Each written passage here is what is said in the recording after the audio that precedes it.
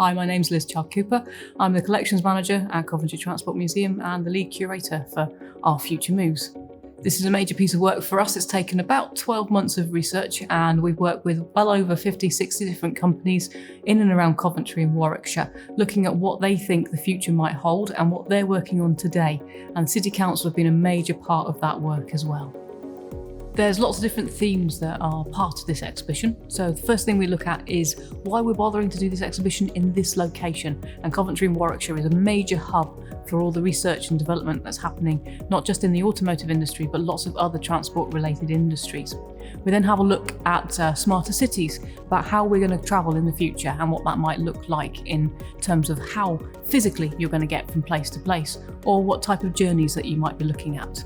We then have a look at how businesses are going to get their goods to and fro, and we have another look at the environmental side of things. So we look at new technologies and new fuel systems that might be coming online as well. So we then have a little look at the future of space technology and how businesses are thinking about how we can make a greener space going forward. How you're going to talk to the satellites that are already up there and how you're going to retrieve them and recycle them in the future. And all of that work is also happening in and around this area.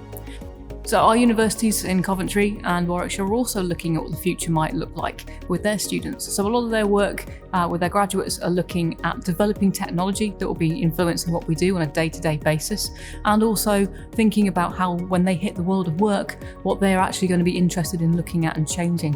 And we're also talking to our local students from secondary schools as well, because they are the next generation as well of creative thinkers. One of the great things about being a student doing engineering or any of the STEM related subjects in the two local universities, Coventry and Warwick, is that you get to do lots of interesting projects along the way, and that builds your skills, but it also gives you an opportunity to practice and get into contact with people within the business world. So for Warwick University, they have lots of different engineering teams. So they've got a submarine making engineering team. So they take that, they build that every year, and they race it around the world against other university teams. Both of the universities also are heavily involved with Formula Student as well, whether that's a green technology with e-cars, or whether it's even more exciting things like the little EV car that we've got, which is autonomous as well. So they program that car and it runs around that track on its own. So that's a big design challenge for them. And they work with lots of different companies in and around Coventry and Warwickshire. So we have lots and lots of heritage when it comes to engineering companies, including companies that make everything from bicycles through to cars to all the little widgets that we take for granted every day. One of the companies that we use and have given us a loan has been Sargensons and Pashley's Cycles. So Pashley Cycles are really famous as a name within the cycling world, but they are also the people that make the Boris bikes and our version of the Boris bikes, which is the West Midlands cycle hire that you'll see on display.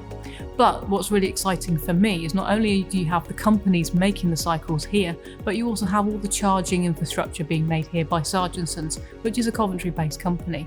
So again, everything is very local and really, really close to our exhibition space.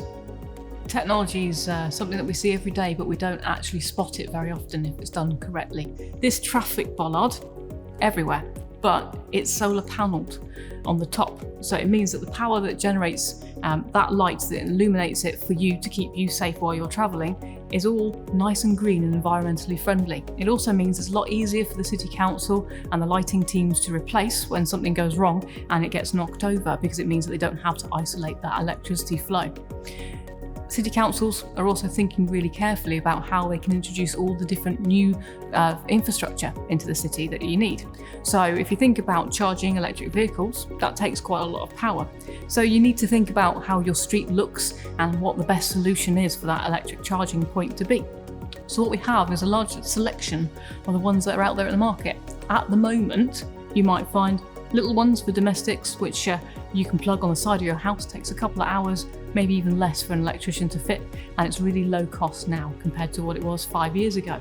But then if you think about the road that you live on, what solution would work best for you? Do you have lots of street lights but no parking? Do you have street parking or drives? All of these things need to be thought about when you're looking at the infrastructure that you're going to put in to help people switch to electric vehicles. So what some of the companies locally have done, they've created new systems for that. So you can buy a charger that will fit onto a lamppost and it plugs straight into the power for the lamppost itself. So again, you don't have the disruption of that road being dug up for another channel and another cable to be laid. It goes straight in and it's nice and simple.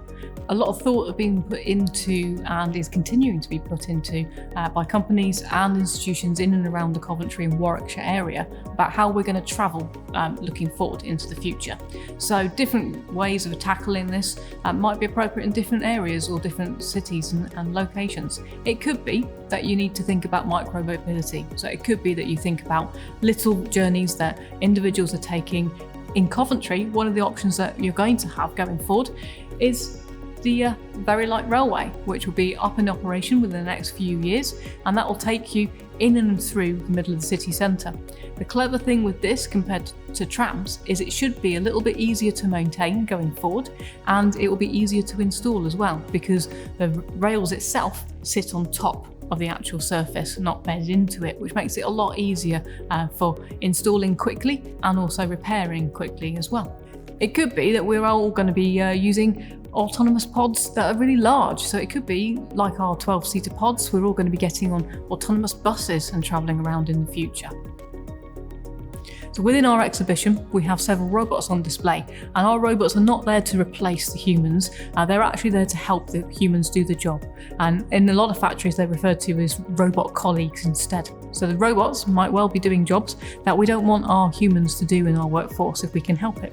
It could be fetching and carrying, so it could be lifting and moving different types of machinery or parts to and fro different parts of the factory. Or it could be that they're lifting and carrying or making batteries, which go into things like our electric vehicles. All of those things might be slightly hazardous for humans, but if a robot can do it, well, why not? One of the lovely stories that we talk about within the exhibition is Skyfarer. Now, Skyfarer is a really good example of why we're here and why we're talking about this subject right now in this location. Skyfarer was set up by a gentleman who is a Coventry University graduate. Through the university, he learned how to build drones, how to fly them, and how to maintain them.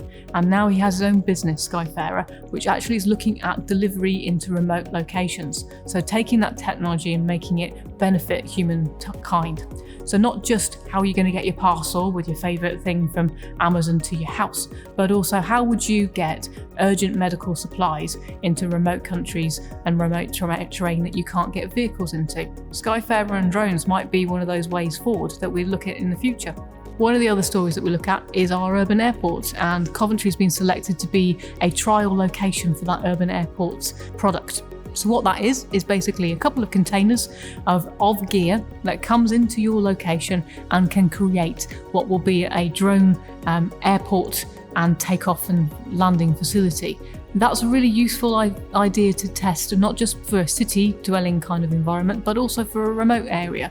So for example, if there's an earthquake somewhere and you need to get lots of supplies to somewhere, you could bring in those 2 containers full of gear, put them down, set up your airport really quickly and get those drones working and helping those people that really need it in short succession. It's a really fabulous piece of technology, and I'm really pleased that Coventry is going to be that test bed.